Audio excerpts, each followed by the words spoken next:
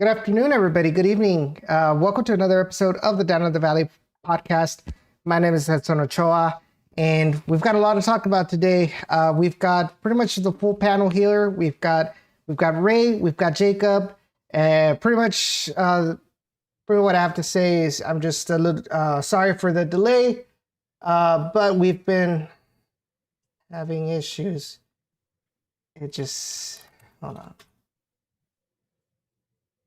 I think YouTube's down. YouTube is down? I think because one of my favorite streamers was having trouble. You know what? I think connecting stream software. So I'm looking at Restream.io. It's receiving it's receiving the information. Yeah. And it seems like Their stream just went down again too. Oh no. I think it's like legit down. SteamYard, my friends. What? Well, I like I said, I don't think it's. Yeah, it seems to be working fine on Facebook.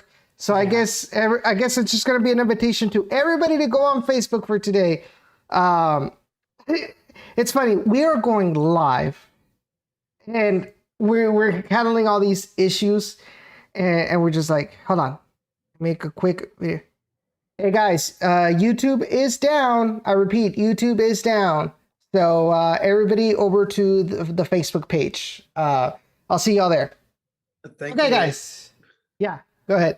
Thankfully, I just uploaded two preview videos for RGV for this upcoming weekend. You got it. You got it up on time. Yeah. Thankfully, how long ago was it, Jacob? How long ago did it start having issues? Literally probably like 3 to 5 minutes ago. No joke. Really? Wow. Really, YouTube? Really, YouTube? I hate you right now. I think you can upload, but like going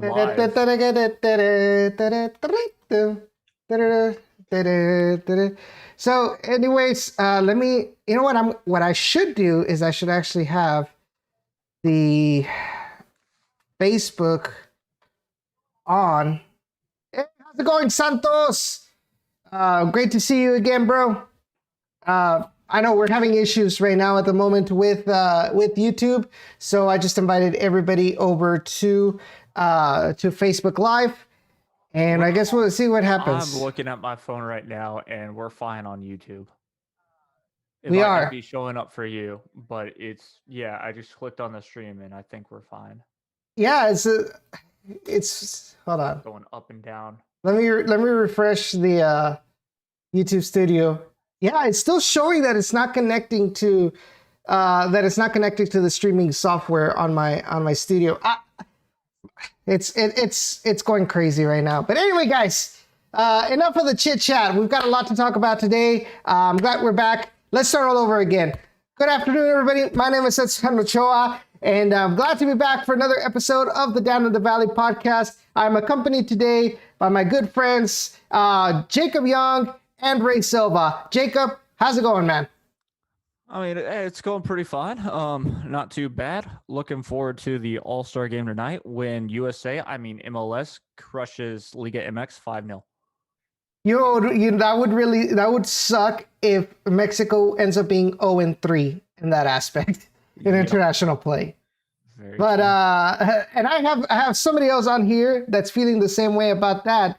At least that's what I felt like when he tweeted a little while ago. Ray, how's it going? Hey, Edson, I think you're referring to Alexis Lawless when he said something about the fact that at least the Liga MX wants something against the MLS this summer when he was making reference about the skills challenge. A man of culture right there. But yeah, guys, we've got a lot to talk about, and I'm glad we have the whole panel here. I'm just going to be telling y'all a little bit of a backstory of what's going to be happening today.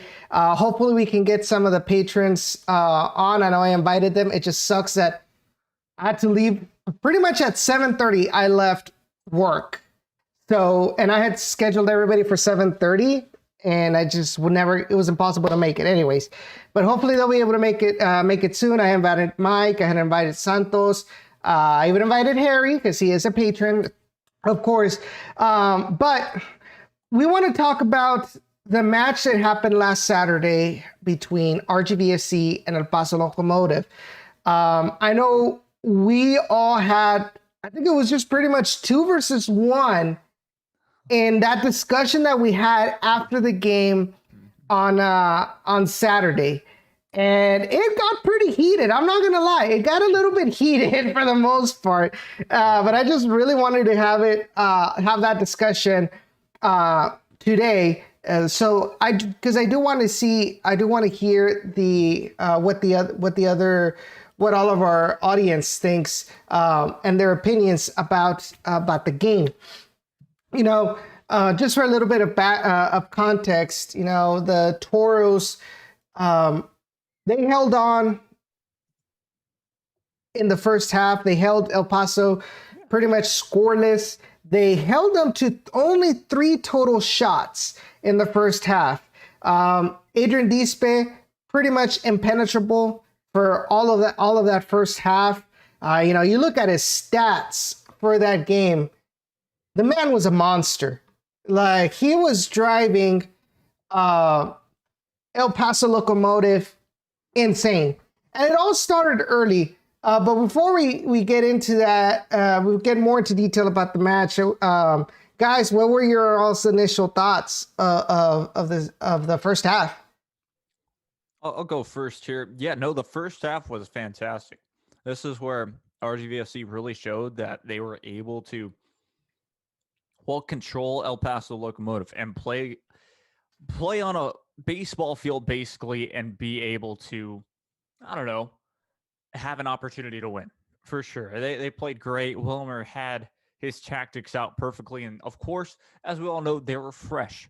Now, of course, you got to be fresh for that second half. We'll get into that later, but I thought, honestly, with the lineup that we had, everything going towards RGVFC's way with only allowing 3 shots on the defensive side, that is textbook style play, and that's, of course, what I wanted to see against, for the past 2 weeks, against a speedy team of Colorado Springs switchbacks, and against Austin Bolt. So in all of that aspect, that first half just brought joy.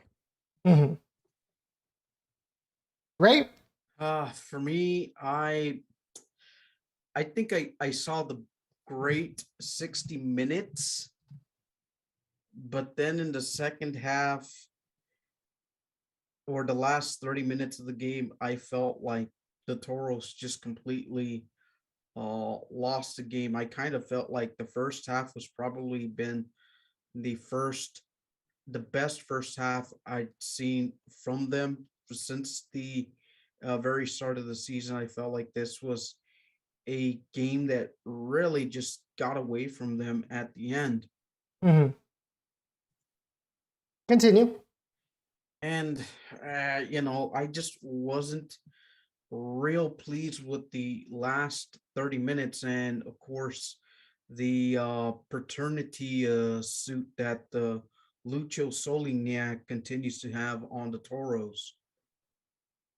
Oh, that really is a big one, man. It's like 3 games in the 2021 season and 3 goals against the Toros. It's ridiculous how good Solignac is in front of the Toros. I don't know what it is about the Toros that allow him to get that kind of pretty much get those kind of opportunities, but the man can really put some in the back of the net. Absolutely. And it's just one of those things where, had you made at least one substitution to kind of counteract all that pedrada de rancho, as we Hispanics like to say, Mm-hmm. the Toros could have walked away with the draw had one substitution come in near the 60th, maybe even 70th minute when El Paso equalized. But hindsight's 2020. So let's take a look at, or we'll talk a little bit about the starting 11 for the Toros, which honestly I definitely thought that it was the best that we could have gotten for the most part. The best we could have gotten, barring the injuries and players that for some reason did not make the trip. But we had Colin Miller on goal.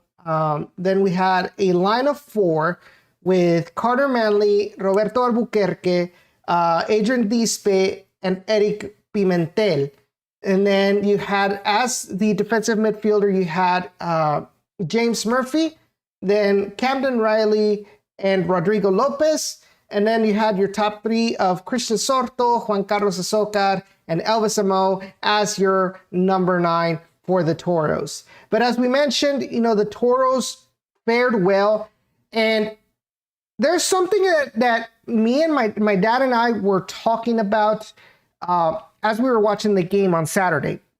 And this happened early in the match.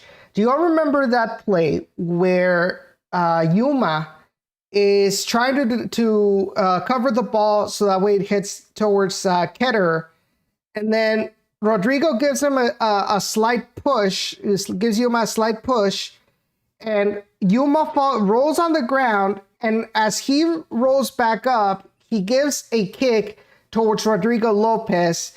Yuma's calling for the referee for a yellow, for intention, of pushing as a foul. He doesn't get it, and Yuma gets all desperate. He gets mad because he felt that the call wasn't correct, because he felt that maybe Rodrigo should have gotten a yellow card, right? And it kind of set the tone for the rest of the first half, because any little bit of contact from the Toros, and El Paso was already there, complaining to the ref, saying why, trying to plead for a foul, plead for a yellow, et cetera, et cetera, et cetera. And I felt that El Paso was more worried about what the referee failed to do in their eyes rather than playing like they do best. And it got to a point where El Paso's desperation, especially as time went on and they couldn't get past the defensive line, they got really, really desperate. Even Mark Lowry, with the shots, the camera shots where they were pointing at Mark Lowry on the sideline, you usually see Mark Lowry very active, very, calling out for his players. You literally saw Mark Lowry just standing like this, and you could see the eyes of frustration, the eyes of like, I don't know what to do to break apart this Toros. Like, he felt like he couldn't do anything for with this team to break them apart. It felt like Wilmer Cabrera had gotten the best of him in the first half. I don't know if you guys agree with those observations, but that's what me and my dad were talking about in the first half. Easily. I think you hit it perfectly, Edson. You're talking about just he was able to get every inch of El Paso, which is fantastic. Wilmer was able to show that he knew what he was doing. And of course, just like you said, that was a big part of the first half with that foul, or technically no call, because we've seen it time and time again in any type of soccer match where if it's the referee's fault, or a player gets under another player's skin and then all of a sudden you're in their head, that is something that definitely happens multiple times. And I think you're correct on that, to where of course, it was a first half. You get a 15-minute break, and so there's time to cool down. And I think that's where, of course, El Paso does best, is being able to go back inside, or any team really that's pretty good does best, goes back inside, and they can make tactical changes as a coach, or just even as a player. Teammate can, take another player aside and basically kind of almost yell at him and be like, just snap out of it. It's something as simple as that. And so, yeah, just of course that first half we had them. RGVFC had them, and that second half is El Paso doing El Paso things. Mike, Carrie, check y'all's messages. Hop on into the Zoom. I know you guys are patrons. Go ahead and hop on the Zoom and let's have a discussion as a little round table. And I want to hear y'all's thoughts on the show as well. But Ray, I want to hear what you thought about that for first half. Yes, I did kind of see a little bit of frustration in Coach Mark Lowry, just standing there, being a bit perplexed per se. He was just not having a good time, and I guess Wilmer took some pages from the first and second time that they had met, and he kind of like, okay, this is the way I'm gonna play you. I want to see how you adjust. And yes, the players were kind of like trying to get some of those fouls and some of those calls, but there was just nothing that El Paso could have done to solve the first half. Mm-hmm. And that's where, I felt like El Paso adjusted their lines and moved up their lines just a little bit to start confusing the RGVFC defense just a little bit more, to kind of see the with the to make them let's pressure you guys a little bit more, see what you can do type of thing. And somehow it paid off, because they really never caught the Toros. They really never got the Toros frustrated until that first goal went in. And it was just one of those things, like once the first goal gets in, let's see how the Toros react. And go ahead. And I guess it just never really pushed ahead for them. Now, let me also mention, because I think you hit the nail right on the head, Ray. You said El Paso in the second half adjusted slightly, but just enough to throw all of Wilmer Cabrera's plans out the door. Hold on. And I want to go into what John Morrissey of USL Tactics mentioned on Twitter, because he says in the first half against El Paso, RGV did an excellent job defending against the Locomotive buildup.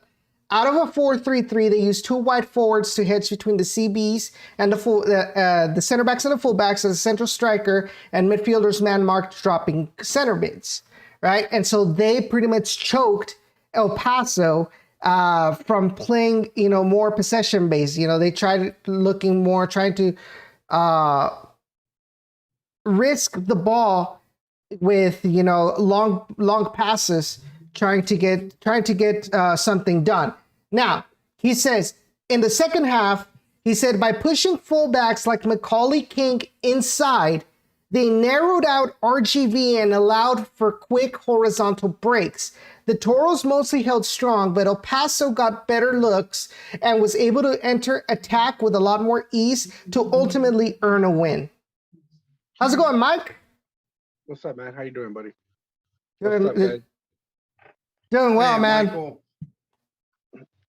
By the way, guys, if you guys have not checked out the South Texas Border Sports podcast, Mike was on Ray's show to talk about pretty much everything RGVFC. So after the show is over, y'all go ahead and check out that podcast. Go ahead and plug it in the meantime while I do this real quickly, Ray. Absolutely. For you guys who have missed any of our episodes, including the RGVFC supporters group president, the RGV Stampede, Mike Reyes, it's available at anchor.fm/STBS. And also we are now streaming on Google Podcasts, Apple iTunes, and on Spotify as well. All right. So go ahead and check it out. But anyway, okay, back to the game. So, Mike, what were your thoughts on that first half? When you were watching the Toros play against El Paso. Man, I love what I saw the first half. We were attacking, we were doing good. But like I told Ray in his show, we don't play. I felt like they gave up after that first goal. They parked the bus and you don't play for 60 minutes. You keep going the full 90. And I just felt like they parked bus after the first half. Hmm.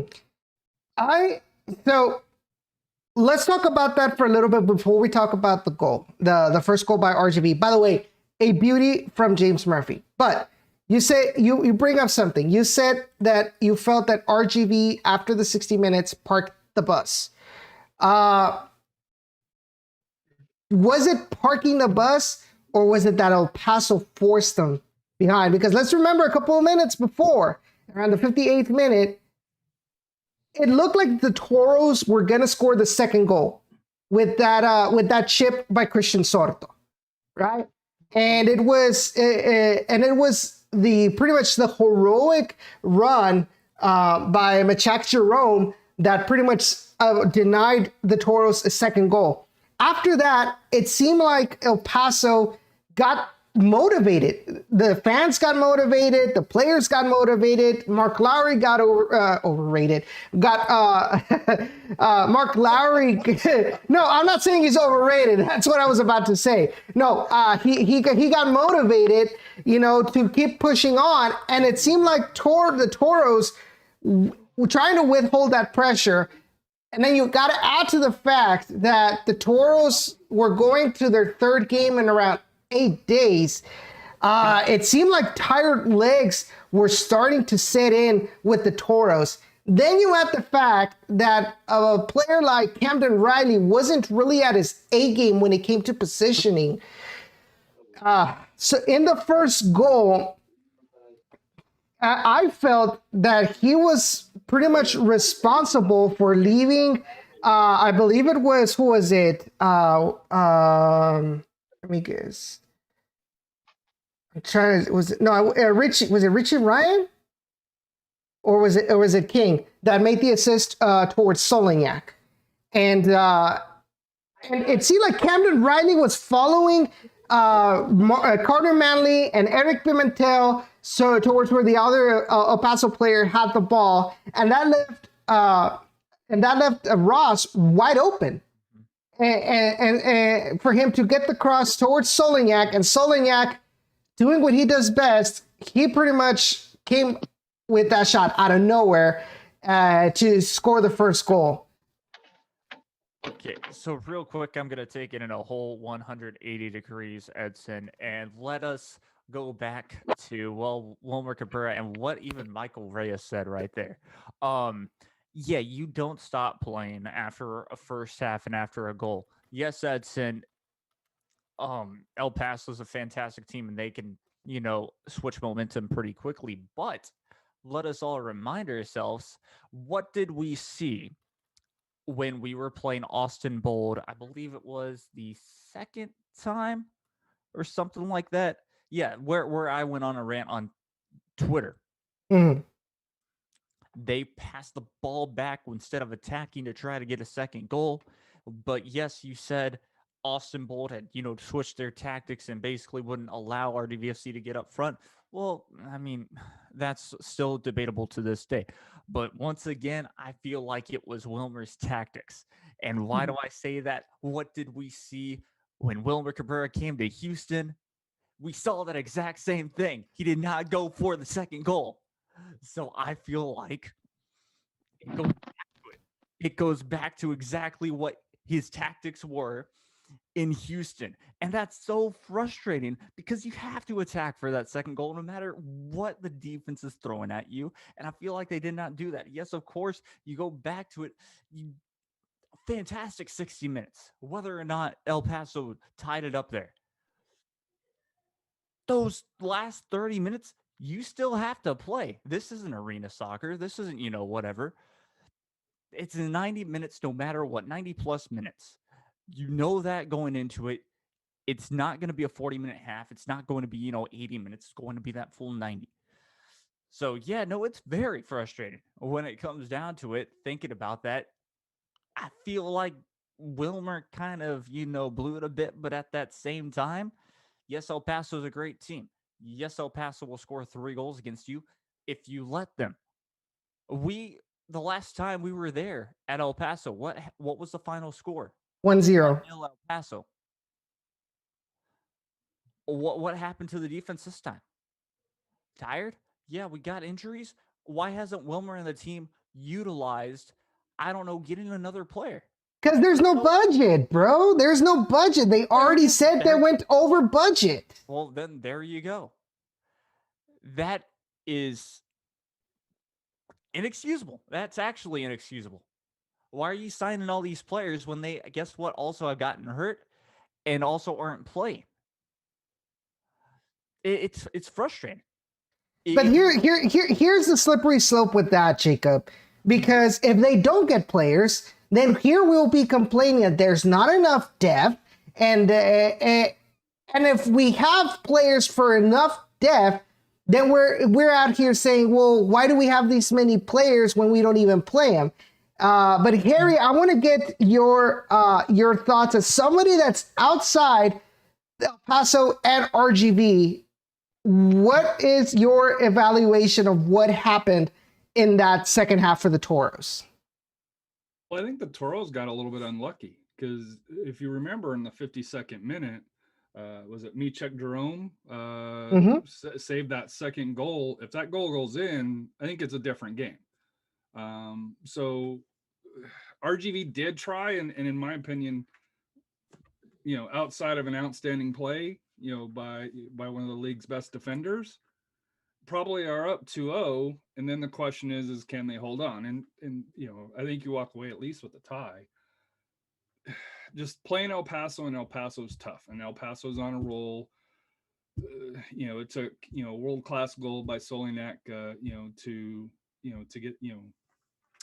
get it, and then you could tell RGV was tired at the end, and it's depth is a concern. We've known that for a couple of weeks, that depth is a concern, and I've talked to Ray, I've talked to Edson.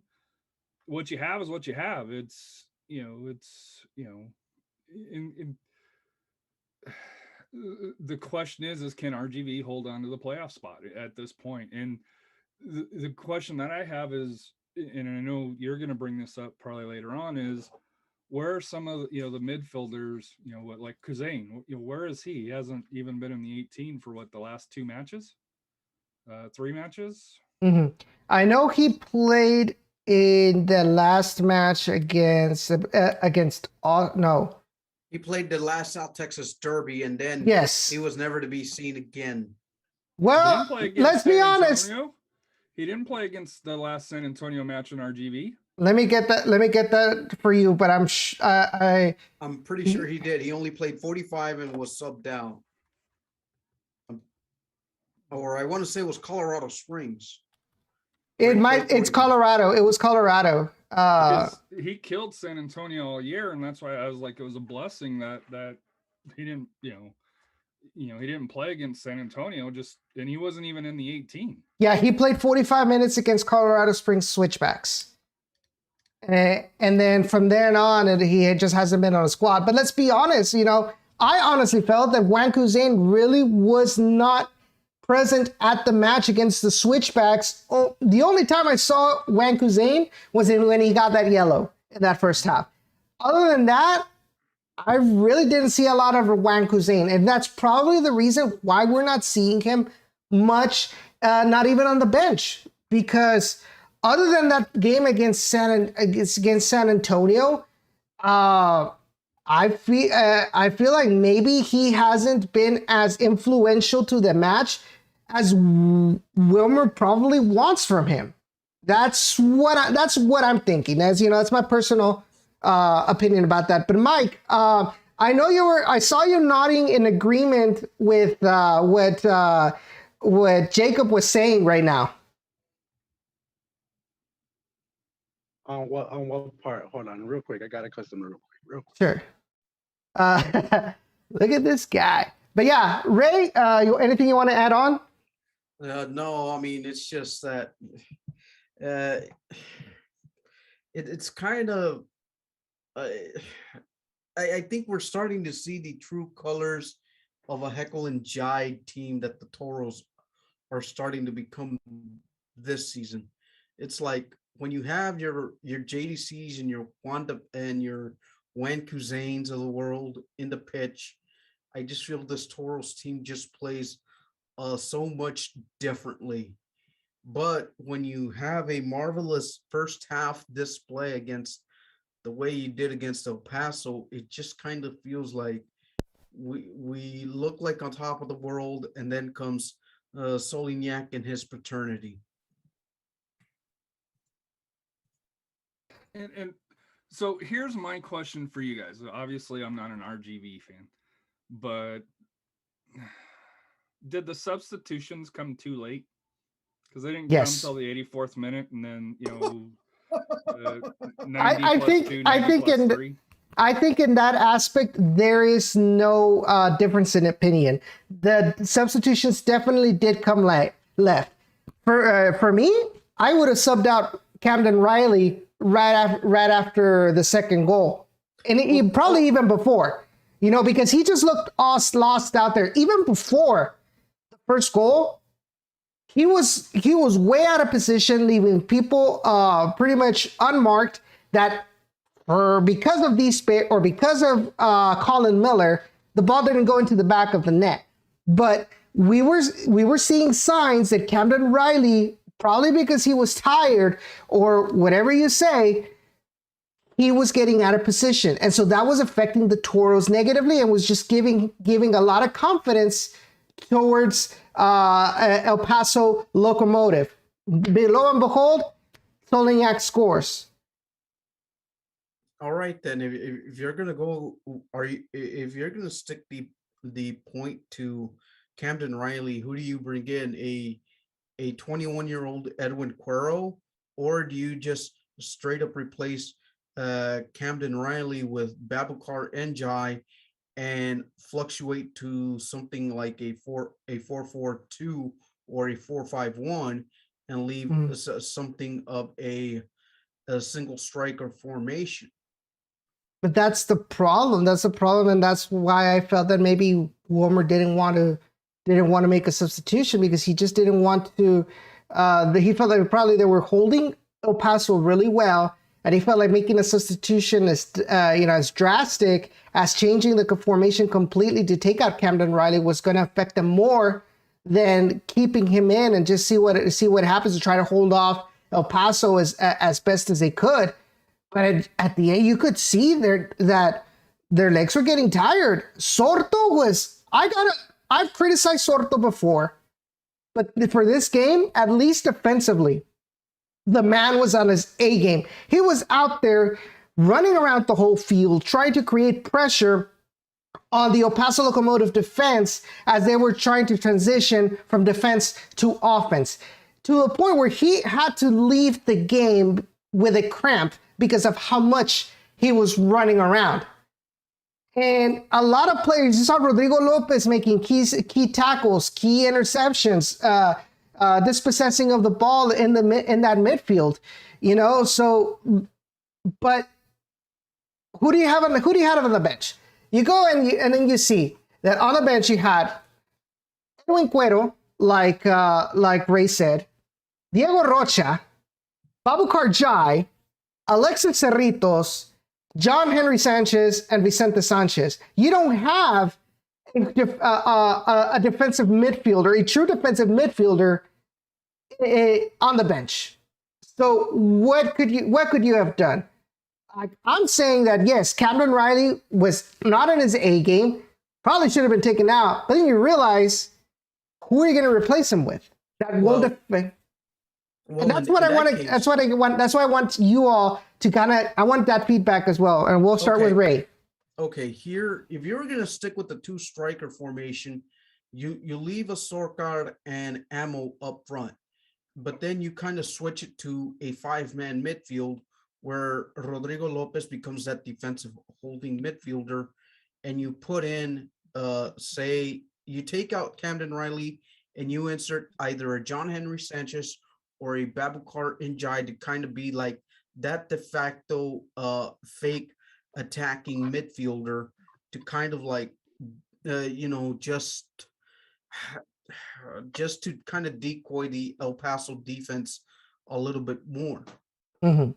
And then you just continue on playing with whatever else is in your lineup, like your Dispe, like your Pimentel, and your Carter Manley, and even Roberto Albuquerque. You know, kind of have like two defensive midfielders with Lopez and Albuquerque. Mhm. And Mike, I want to get back to you. I was going to ask you, like, because I saw you agreeing with Jacob when he said that he felt that Wilmer's tactics were the primary reason why the Toros ended up falling apart, just like they did on Saturday. No, yeah, I mean, why sub? Why come and do sub so late? But before that, I wanted to say something about when we almost scored in the 52nd minute. Don't you feel like Sorto could have dropped the ball a little bit better? Maybe if he did, he could have had a better shot at goal. I was telling that on Ray's show too. I feel like he's been doing that lately. Like his touches with the ball are kind of off. He does. I don't. I mean, he could work on that. What do you guys think? I mean, that's before the Wilmer part. Wilmer, I think he just like Jacob said, he's bringing back those tactics from Houston, and it's making us not look bad, but it's making the team struggle a little bit, getting them tired. Yeah. I do have a question here for you, Edson, Mhm. because you said there's no budget. Wilmer, is the technical director as well. Is my Correct. understanding. Correct. Why isn't RGV going out and getting loans from MLS teams? Good question. That's a way that you can kind of build a little bit more depth. I know San Antonio has 6 or 7 or 5 or 6 loanees. Well, maybe not that many, 4 or 5 loanees at this point for that here. So to me, there is ways, and from my understanding, and of course it's a little bit different depending on the negotiations, but the MLS teams pay most, if not all of the salaries. Mhm. You have a broken relationship with Houston, so maybe you don't go to them. But what about the other MLS teams out there? There's got to be, somebody sitting 28th, 29th on somebody's roster that could come in and give, some depth, DM, midfield along those lines. That's a way for RGV to maybe build, bring some players in that doesn't affect the budget too much. Well, Along here's those lines. I'll take this one from you, Edson. Sure. Let me patrol center field. It's Sure. still very simple. That tie-in relationship with the Houston Dynamo, Harry, is still like hand in glove, unfortunately. And this is where, like, even though the Toros operate independently, it's like the Dynamo have like first say as to what players, regardless of level, the Toros may have on their roster. And I'll use Juan Carlos Azocar, for example. Uh, since he's technically a Dynamo player still, the Toros are paying the salary per se, but the Toros can't have that liberty to bring in someone from an FC Dallas or Nashville and bring in Robert Castellanos hypothetically. Okay, And but that's not how it was described when they announced with the independence. Are you telling me that that RGV's announcement was not 100% truthful? I don't see it like that, Edson, but because of the relationship that Houston has a first dibs on whatever goes, it would have to go like through Houston's watch first in order to get players down to RGV. So even if RGV wanted to borrow like fringe MLS players, it would kind of have to be Houston's kind of decision making there to give the green light on some of these. So let's say, for example, if Are you sure about that, Ray? And the only reason why I push back on this is from my understanding, and like I said, I don't know as much as you guys do, but on what I've researched on this here, it sounds like RGV goes to Houston first. If Houston says, "Hey, no, we don't have it," then they're allowed to kind of go out to the Exactly. open market. That's why. And so they could still do that. They could say, go to Houston, say, "Hey, I need a midfielder. Do you have one available?" Houston can say yay or nay, and then you can go out. Yeah, but you know what's funny? This sounds to me, I know I might probably get some flack for this analogy, but this sounds to me like the typical ex that broke up with their partner, but yet still wants to control what their partner can or cannot do. Because you look at this and you're telling me that, okay, Houston Dynamo has a say into who they can loan into. But you look at the Houston Dynamo, what they do. Where did they send Palomino? Charlotte. Where did they send Bazama? Charlotte. Yeah. Oh, Charlotte. They sent him to Charlotte as well. Eric McHugh, Charlotteston. Charleston Battery.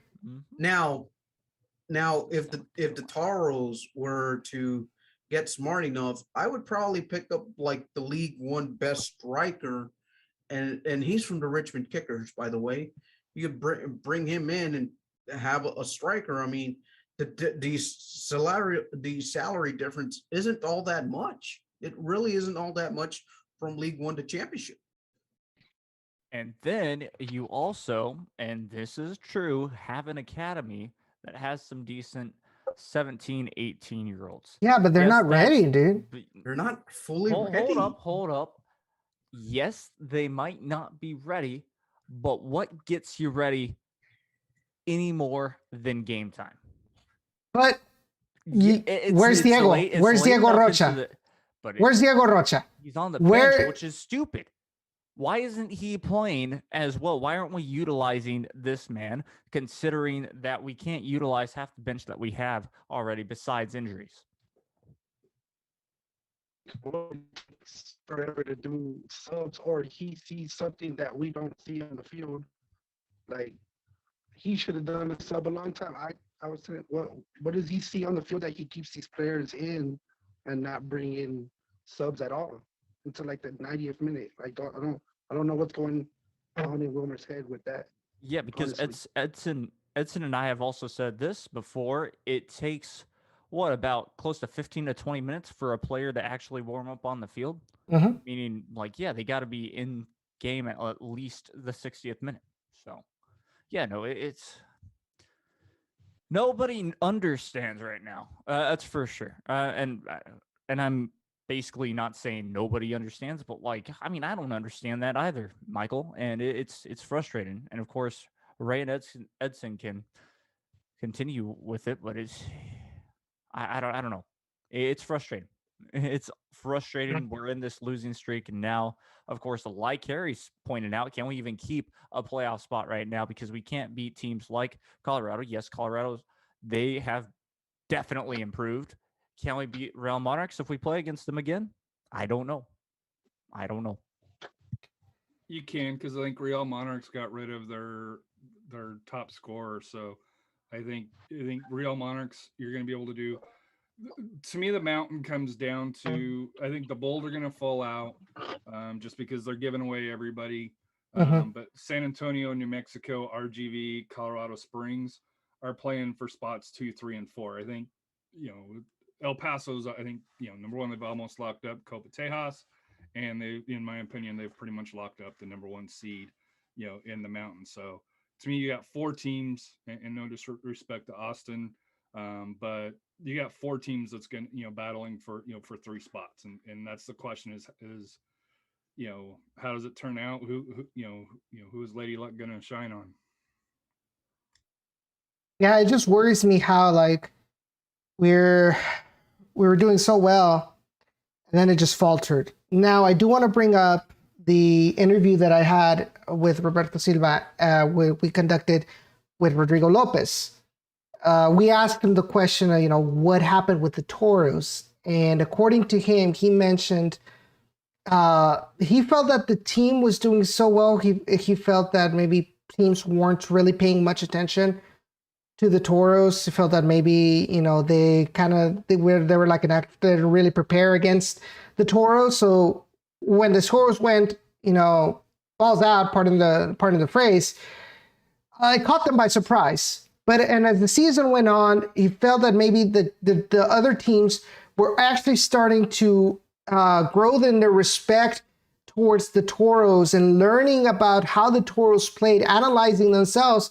So they were more prepared to go up against the Toros. And then you add you also add the injuries. And he also felt one of the biggest things he said, the lack of consistency with the squad.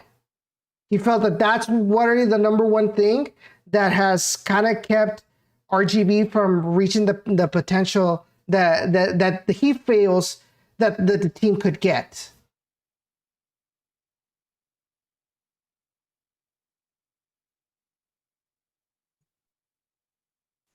Hello? I mean, that definitely makes sense. Edson, like you said with that interview, and I think that kind of answers, some questions. And it's definitely, of course, it's a and frustrating thing, but now it's up to Wilmer. Can he find some more tactics in his back pocket and make this team a little bit more consistent, at least with, the lineup, like you said? And I think we're starting to see that, especially now that we're kind of limited with all the injuries that we've had and things like that. Of course, hopefully Tyler Derrick comes back soon, because I think he'll play a big role. Now, I'm not saying that our keeper that we have right now isn't doing well, because he's doing pretty stellar considering, well, I kind of had low expectations for this man because I didn't know what to expect. So, you start the bar off low and then it gets higher and higher. And so, of course, we expect him to do a decent job since he is in the championship league. And, well, the championship league is the highest in USL, and hopefully we can stay there when, Pro Rel comes in. But it's just going to be one of those situations. And, yeah, I think as long as it's going to be consistent. Edson, didn't you say one of the issues that you had with Wilmer was once teams learned what he did in MLS, he didn't make adjustments? Yep. Correct. Through there. Is that because it's going in, and I know we had this kind of semi discussion, on Twitter, is, if San Antonio RGV misses the playoffs, who's hurt more? I said San Antonio just because there's always those expectations. And I mentioned at the start of the season, down the valley, said, hey, it would be kind of cool to be in the discussion for playoffs.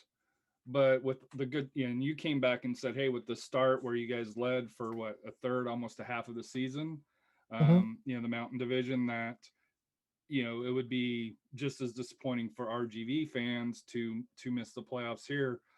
To me, it's one of those, it's one of those good things where, hey, RGV is getting the respect that they deserve, and people aren't just, hey, we can just walk all over them. But, as Jacob mentioned, can Wilmer make the changes, which historically he doesn't? Mike, what have your thoughts been so far on Wilmer this season? I mean, I liked what he did the first couple of games. All the home games, and then the games have been good at all.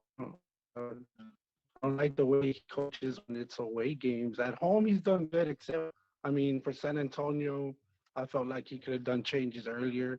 Colorado, in the second half, again, you don't play 60-minute whole game.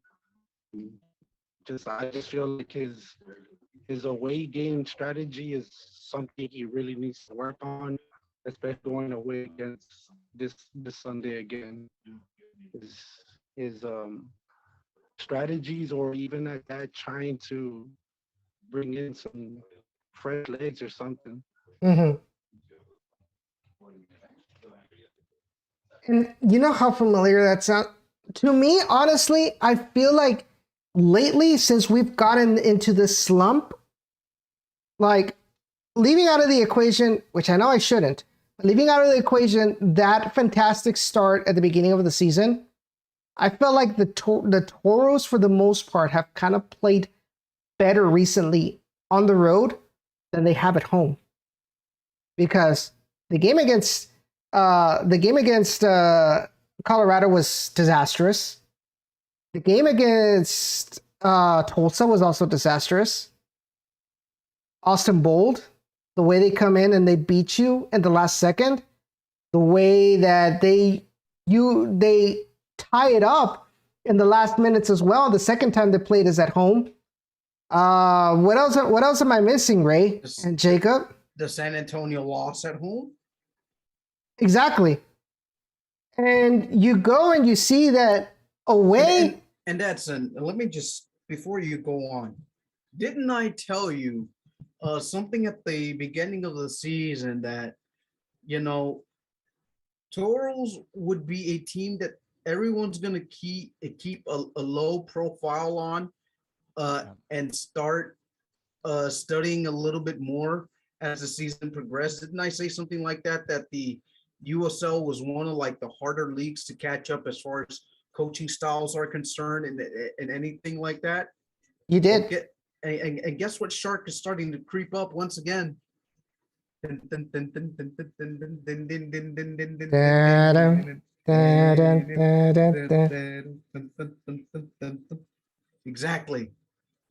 Exactly. And I just feel like that shark is really catching up now to the Toros. And it's up to the Toros to see what they can do. If they can come out of this little slump that they're in and hope that they can do something later on. Now, there's something I do want to mention real quick. So in the second goal, my observation was somebody should have helped Rodrigo out. Rodrigo's trying to contain Sebastian Velasquez. Nobody comes over to help him out, and that gave Velasquez the opportunity to take the shot towards the first post, which you can probably attribute that mistake also to Colin Miller, because that is supposed to be the post he's supposed to be guarding, to be honest.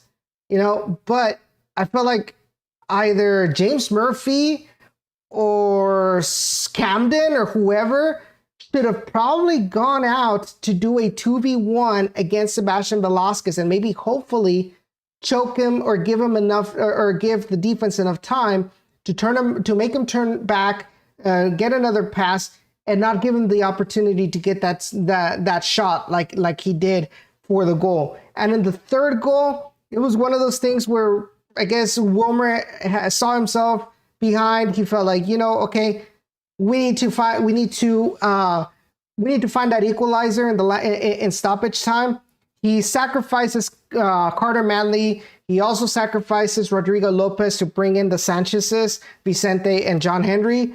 And that left them really exposed in the back. And Dylan Morris, with that chip against Colin Miller, and that's 3-1.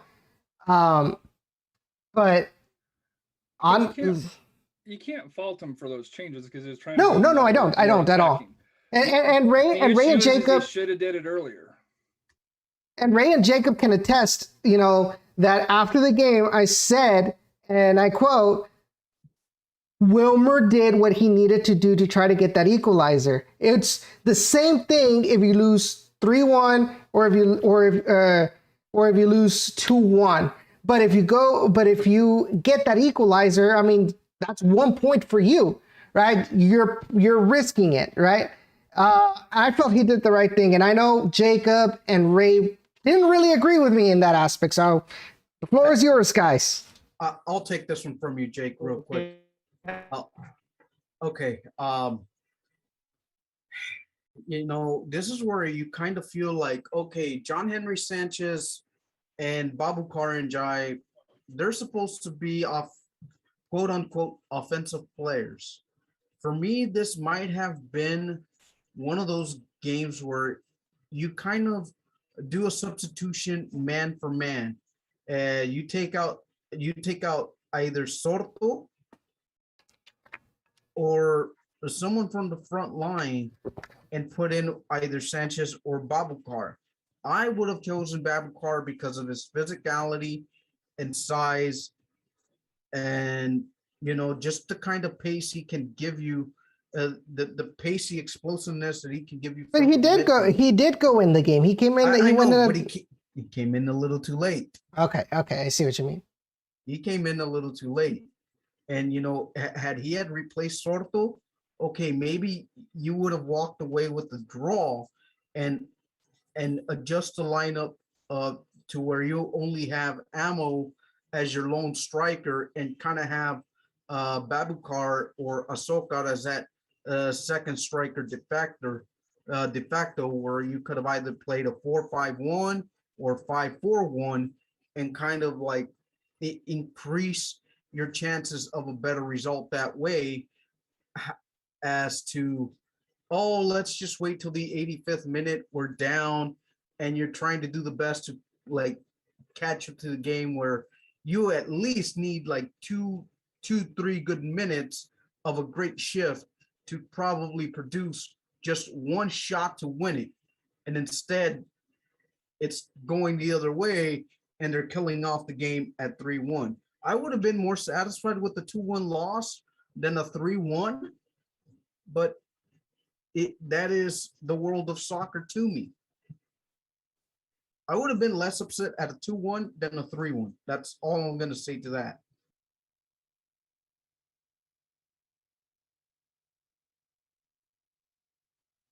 Jacob, anybody?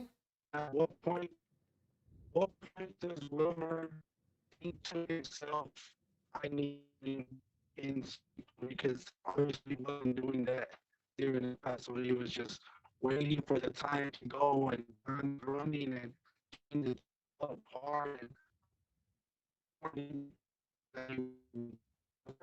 minutes, or even at that, where the players at?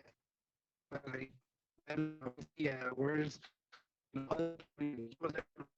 field though? Where's this? What I mean, Murphy, what he could, but where is this play that we would see for the Toros? You know, probably tired, but I mean, it's just something that players, I feel like they just. You're cutting off, Mike. Try it. Mike, you're cutting off. Try and see if by turning off the video you can get a better audio. Go ahead and repeat the question. He dropped off. Oh, here he comes. Okay. But and then okay, Mike, you there?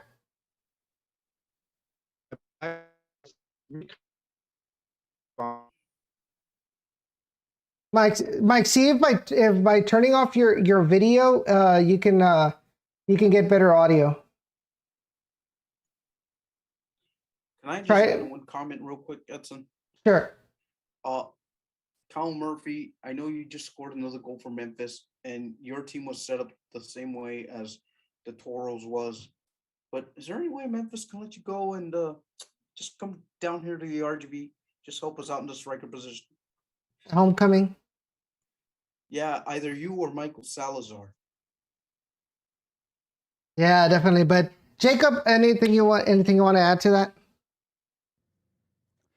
I mean, I think Ray really said it all. It's and I said it before too. Yeah, it's these late substitutions that are frustrating, and in the long run, it is true. You're more satisfied with the 2-1 loss than you are with a 3-1 loss, because it just feels like goes back to that Colorado game and how they just kept pouring it on and pouring it on. And yes, of course, you can't fault Wilmer for trying to, win it at the end, but it's too late. How about let's try to win it, earlier? And make those substitutions, make those plans a little bit earlier, when you know that those tactical changes could most likely work if it's, earlier. And I know it was just repeated earlier like 5 times, but that's kind of the sum of the whole problem. He doesn't know how to change the game early enough to make a difference later on. Harry, as somebody that's looking from the outside looking in, what is do you agree with this sentiment about, you know, that this could be pretty much a lot of having to do with Wilmer Cabrera? I don't know if it's him entirely, because you guys are missing some key pieces, you know, in the depth with injuries and stuff like that. So, but the late substitutions, that's on him. There's nobody else, you know, nobody else that you can put it on. It's because RGV was toe to toe with El Paso. It was an entertaining game. You know, it was, you know, the stats were fairly even, and then, you know, when the legs got tired, that's when, you know, the possession tilted, and basically the field tilted, and, you know, it was El Paso shot after shot, possession after possession, and, you know, RGV just couldn't do anything to try to really get forward after that. After what, about the 60th minute, you know, that last 30 minutes, El Paso had total control, and it was a matter of when El Paso was going to get that second goal, not if.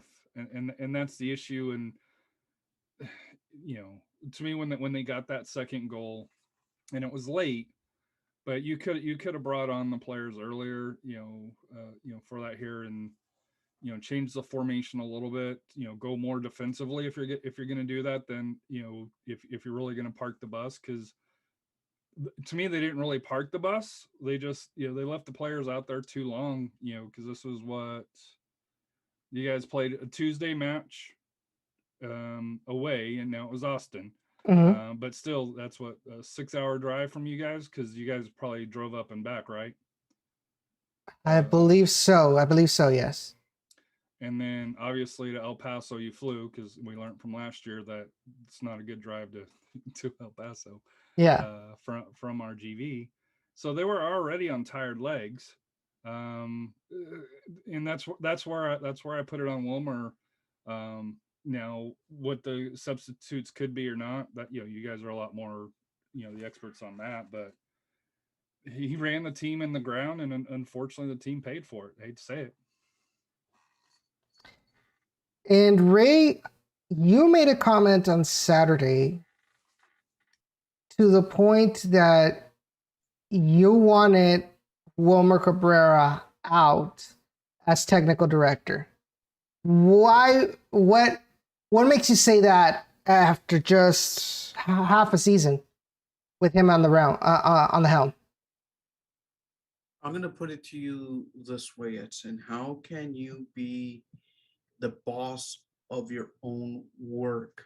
How can you split yourself as a technical director? I'm gonna put it to you this way. It's the same thing Mark Lowry is doing, and I don't see anybody criticizing Mark Lowry of the work he's doing with El Paso.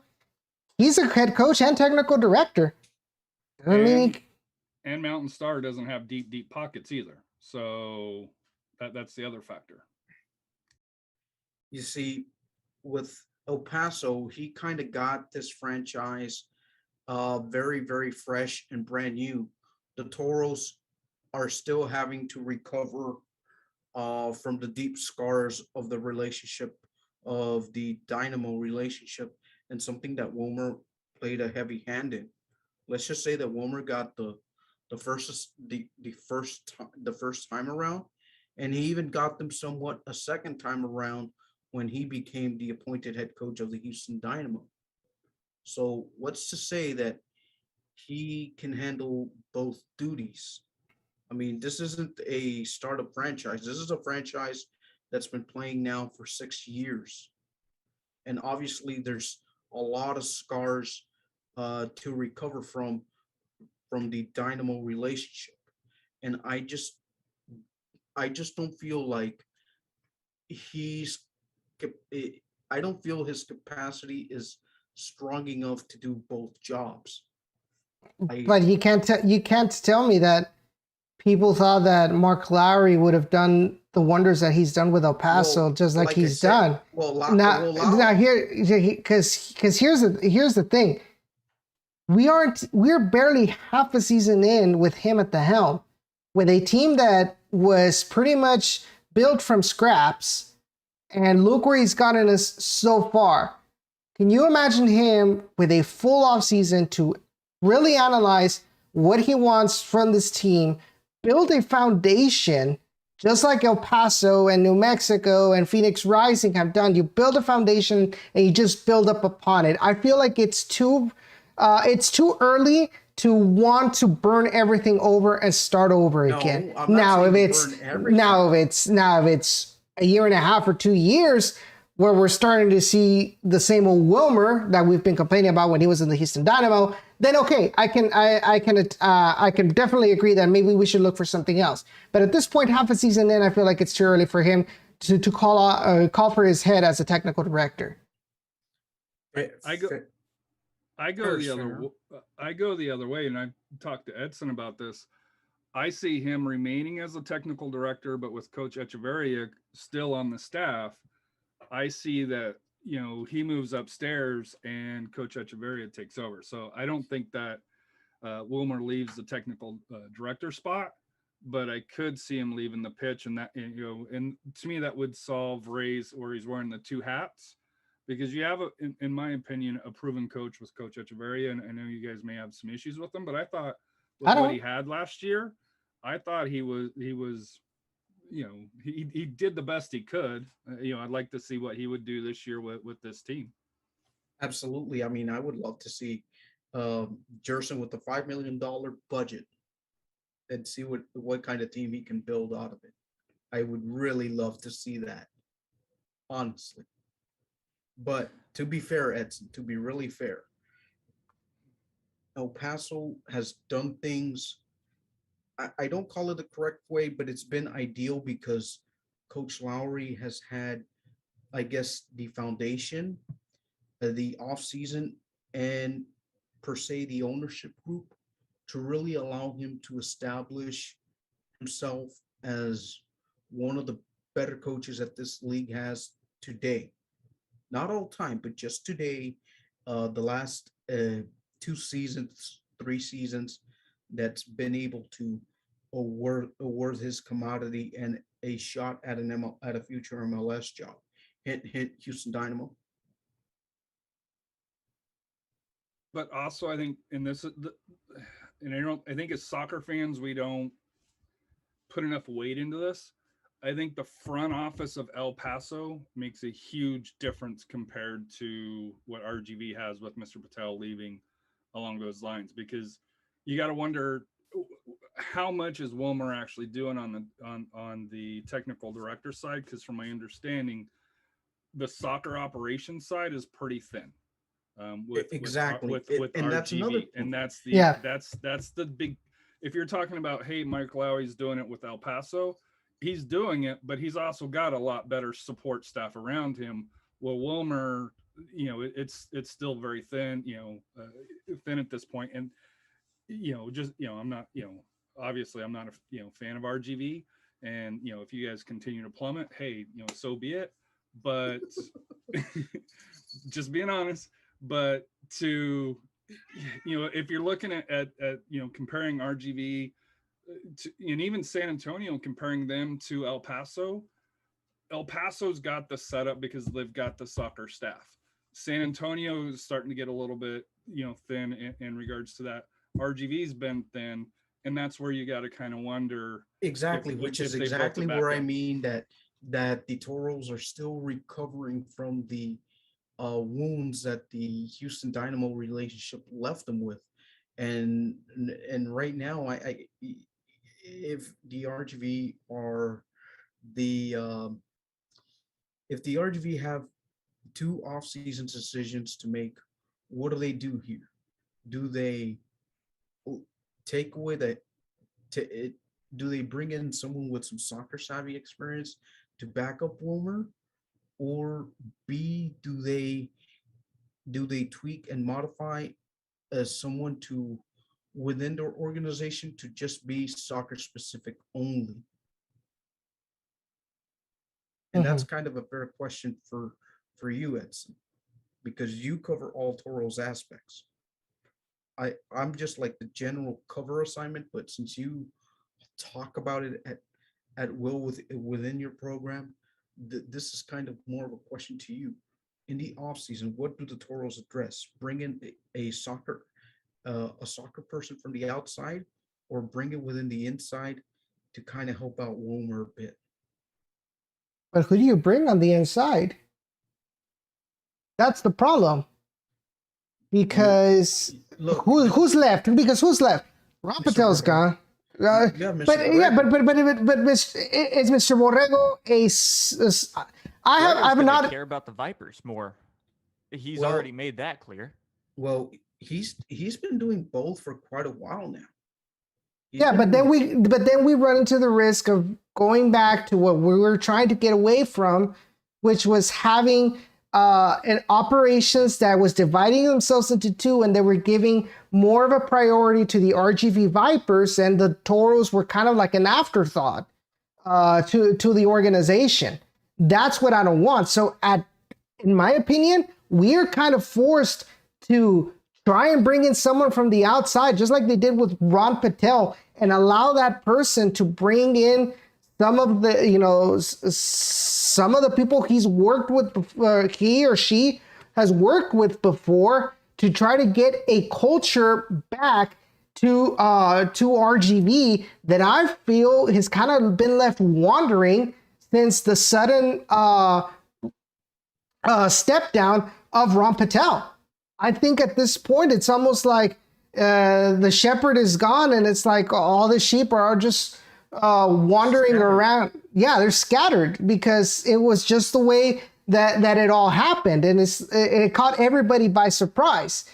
And I feel honestly like that Alonso Cantu, if he wants his investment to flourish, he already took step one, which is make it independent.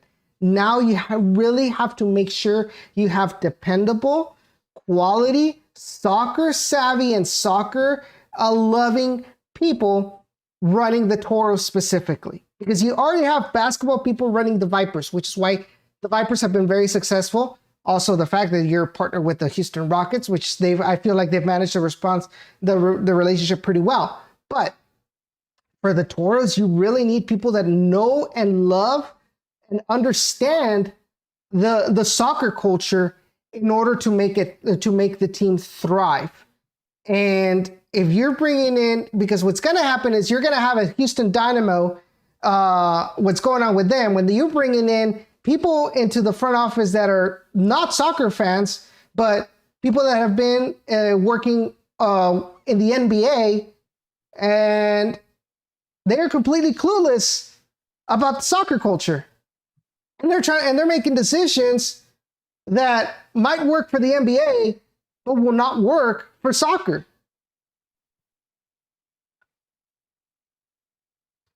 But that's just my opinion about that question, Ray. And your opinion's pretty valid. I mean, I guess that's just the one off-season question to reckon with. Now, if you can bring on the next topic, if you may, Edson. Now. Well, I mean, I do feel like we have kind of talked pretty long. It is going to be almost an hour and a half of a show. It went by really, really quick, and I have to get prepared because I do have a recording in 5 minutes with the guys from the Striker. What was that? Oh, that was Microsoft Edge. Striker Tejas to talk about this game with them and see hopefully what Joe Rodriguez what his point of view about the game was. But guys, it was thank you all for hopping on and talking about this particular match. I know we didn't talk about the upcoming match that the Toros are going to have this Sunday against OKC Energy. I'm gonna say this. I'm heartbroken about the OKC match. That's all. The next two matches for RGV, they need to win. I'm just gonna leave it at that. That they need to get the win against OKC, and they need to get the win against Loudoun. If they don't, then I think I think you can start to sound a little bit more alarms than what we're sounding right now. Because losing at El Paso you know, it's tough, but El Paso is probably top 2, top 3 team in the entire league. Yeah. At this point. But at OKC Energy, home against Loudoun are 6 points that RGV better be putting in the pocketbook. But it was a pleasure. Thanks for inviting me on. It's always a pleasure talking with you guys, and hope you guys have a great week this week. Yeah, definitely. And thank you for bringing in that point of view from that outsider's point of view into this discussion. I want to thank also Mike for tuning in. It's a shame that he was having issues at the end. I really wanted to, and hopefully he's still watching. If you can send me that question via Messenger, and I'll probably relay it to the guys, and we can probably in the group chat talk about it and discuss it and within ourselves. But to everybody who hopped on tonight, thank you so much. I know it was kind of like a last minute thing with me having to postpone the episode back, the show back 30 minutes. I wasn't able to do a show at all. Last week. So apologize for that, but I can only do so much when I have a very irregular work schedule. But guys, it's a pleasure. It's been a pleasure. If you guys are missed any part of this show, be sure to check out the video archive on YouTube as soon as the stream ends. And as always, follow us at Down in the RGV on Instagram and on Twitter, and Facebook.com/Down in the Valley. Jacob and Ray and Harry, be sure to plug in. This is your time to plug in before we go. All right. If you want to listen to the episode that I had with Harry or with Mike Reyes of the Stampede, just look for it on anchor.fm/STBS, available on Google Podcasts, iTunes, and Spotify, and wherever else you are able to hear podcast platforms. And to listen about the San Antonio side, you can tune into SA Soccer Roundtable. And pretty much where Ray is on and Edson is on, we are on as well. But always a pleasure to talk soccer with you guys. And like I said here, huge fan of Down the Valley. I think from the start here. So Edson, Jacob, Ray, you guys do great work, and thanks for inviting me on again. Yeah, definitely appreciate it, man. Anytime you're on, and you guys are doing good stuff with the San Antonio Roundtable as well. Jacob. All right, and of course, follow me on Twitter if you'd like at JacobYoung456, and if you want to see some very average F1 racing at the moment till I get my PC, basically just a new graphics card. So it's just going to be F1. Then follow me on the Overreact Gamer over on Twitch. But yeah, that's about all my plugging in. And of course, and Jacob does have a pretty good setup. I'll admit that I've tuned in a couple of times, and it's always interesting to see the feedback that he does provide on the races. Yeah, I have to agree with Harry.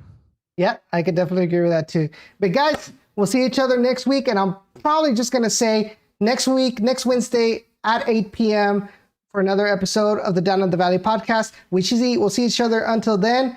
Guys, be prepared for the tropics, because there is an invest that looks like it's heading towards Texas. We don't know where, but it's better for us to be prepared for that. So, yeah. So we'll see each other next week. Y'all be safe out there, and y'all have a good night.